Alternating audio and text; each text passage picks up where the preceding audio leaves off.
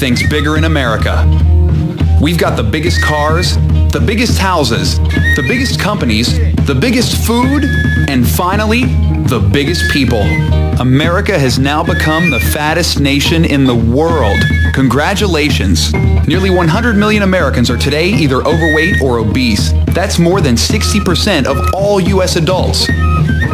Since 1980, the total number of overweight and obese Americans has doubled, with twice as many overweight children and 3 times as many overweight adolescents.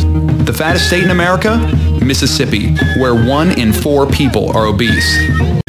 Obesity is now second only to smoking as a major cause of preventable death in America, with more than 400,000 deaths per year associated with related illnesses. In 2002, a few Americans got fed up with being overweight and did what we do best. They sued the bastards. Taking aim at the fast food companies and blaming them for their obesity and illnesses, a lawsuit was filed in New York on behalf of 2 teenage girls. One who was 14 years old, 4'10", and 170 pounds. The other, 19 years old, 5'6", and 270 pounds. The unthinkable had suddenly become reality.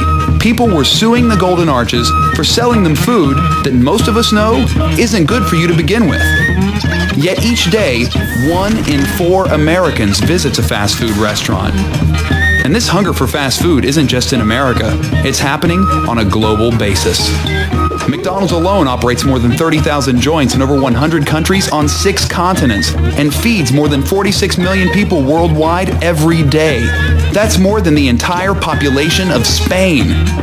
In the United States alone, McDonald's accounts for 43% of the total fast food market. They're everywhere. Walmarts, airports, rest stops, gas stations, train stations, shopping malls, department stores, amusement parks, even hospitals. That's right, hospitals. At least you're close when the coronary kicks in.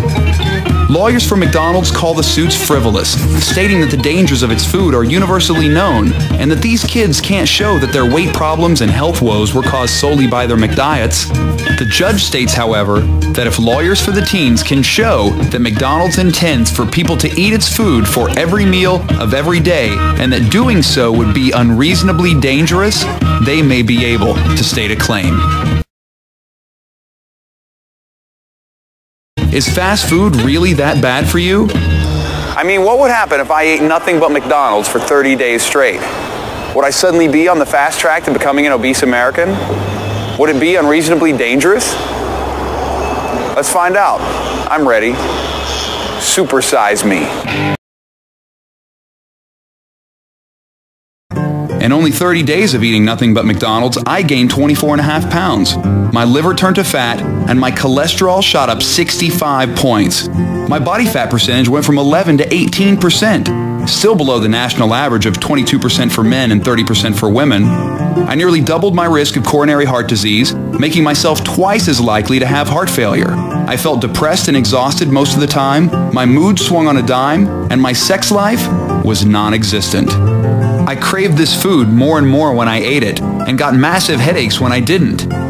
In my final blood test, many of my body functions showed signs of improvement, but the doctors were less than optimistic.